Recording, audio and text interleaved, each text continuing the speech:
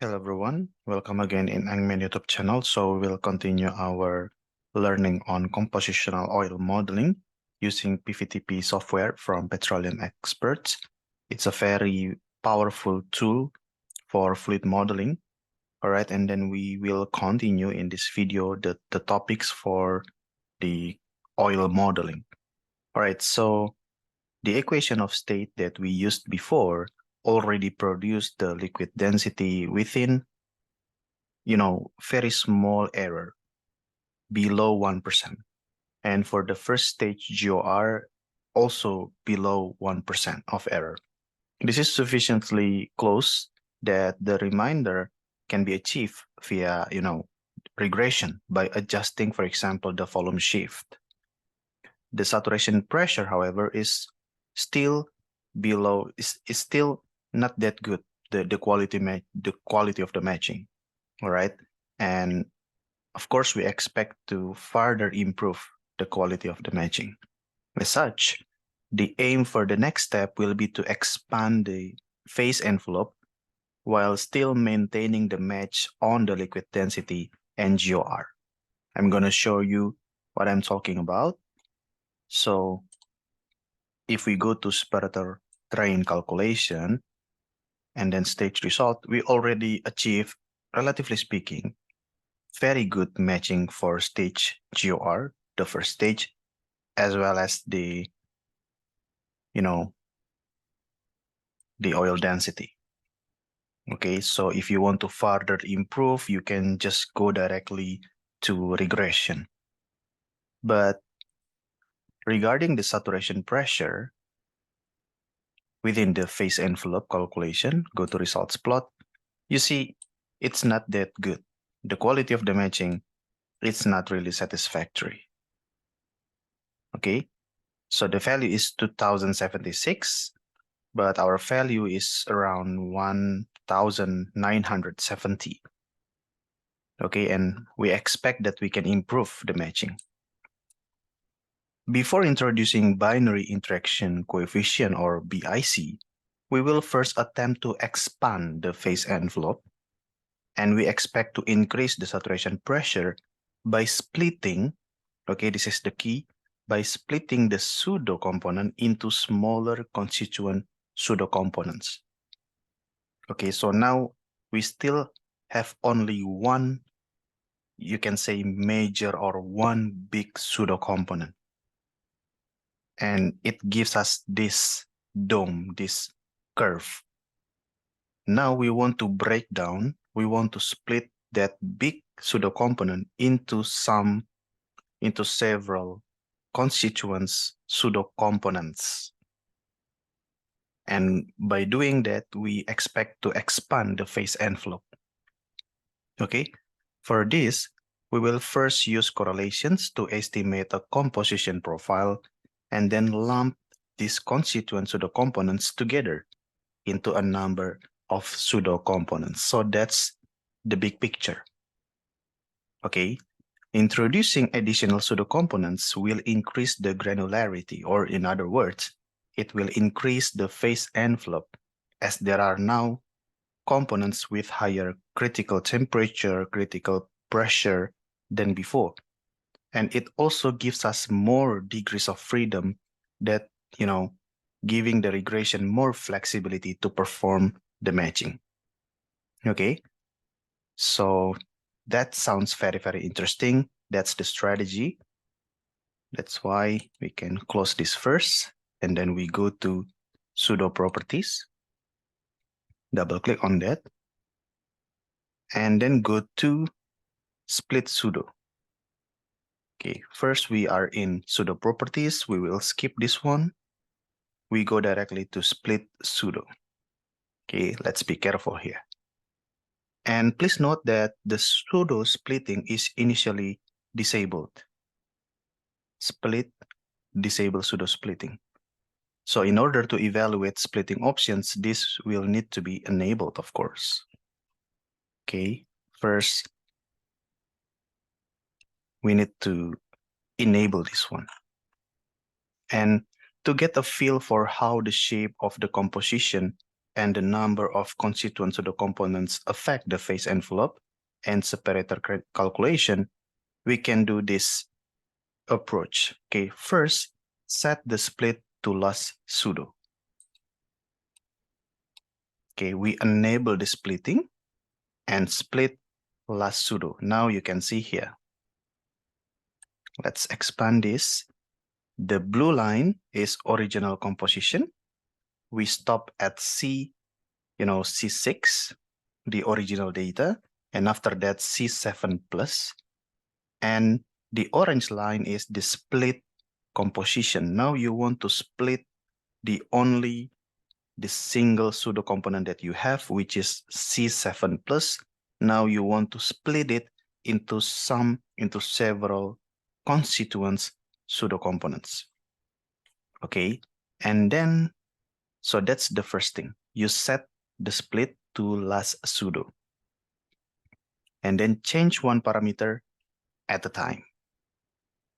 Okay, and you can go to split. Later we will do something with this. And we can choose the preferred profile and then go to split tab. And then we can try different split numbers, 1, 2, 3, 4, 5, 6, right? And then recalculate the pseudo properties object. And after recalculating the pseudo properties object, we need to recalculate all the calculation objects to quality check the split. Meaning we need to recalculate the separator train calculation as well as the phase envelope calculation. Okay, so trial and error. Okay, you change the split number from 1, 2, and so on and so forth, and you check and recheck the quality of the matching, whether you get improvement in the quality or you stay as it is. Okay, so let's do this. We can check for the split options, original, and you can see also here, molecular weight and specific gravity errors before normalization. Petroleum experts 2. This is the shape, which is quite good. And Whitson. Okay, it looks good, but I think the petroleum experts is better. So now for x equals to 6, the y value is 3.25. The next constituent component, which is C7, you can see the value there, x equals to 7. The mole percent is lower than the C6, so it looks like it's more natural, so to speak. Okay, and let's be careful here. If the Whitson method, the alpha, you change one step at a time. Okay, we need to, be familiar with this. I prefer the natural decline between the C6 and then 7, 8, and so on and so forth. So no increase like this. Okay. That's for Whitson method, of course. Whitson method options, it gives you beta and eta mode, either auto or by user. If you select auto, you just need to input the alpha value. Okay. But if you select user, you need to provide the beta eta value. It gives you more more degree of freedom, but I don't know, you need to understand the concept, alpha, beta, and eta. And if you ask me, I'm not that familiar with this method. Maybe this method is very good and powerful, but let's start with basic first. Okay? And again, if you go to original, it's like this. And then petroleum experts 2, okay, with, the original composition all the way still greater than the constituent or the split composition. Okay, so that's quite a lengthy explanation there, but that's okay because we need to be familiar with this. Okay, so initially the aim will be to try and reproduce the compositional profile from the lab report, as this will ensure that the composition is consistent, which is especially important when performing compositional tracking. However, we need to remember that, the components here do not represent any real-life counterparts, as they rather represent a group of components. And as such, it is possible to divert from the reported profile. That said, the original profile is usually a good starting point. Yeah, the original profile. In our case here, the composition is only reported up until C6, and all subsequent components are lumped into one pseudo component called C7+.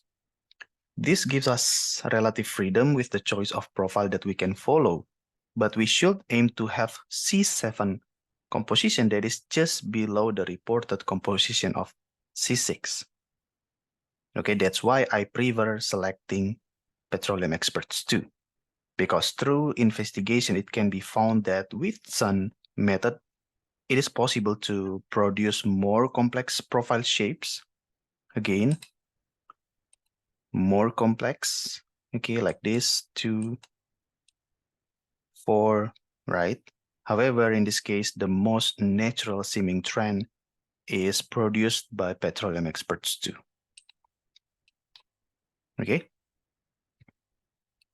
Therefore, we select petroleum experts too as the profile method in the profile tab. Okay, and let's review other thing before going forward. So here we have split components, split options. Okay, you understand already. You can follow split profile, but it becomes more complicated. And then properties database, check this one, automatically follow split method. Keep it as it is. Properties normalization, molecular weight mode, all values adjusted. Let's keep it as it is. And max value, and then specific gravity mode, all values adjusted. SG max value 10. Okay.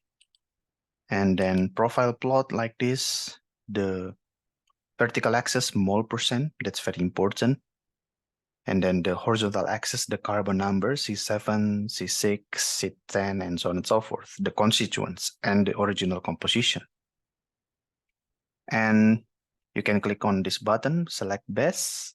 This is the profile results, starting from C7 all the way, in this case, to C49.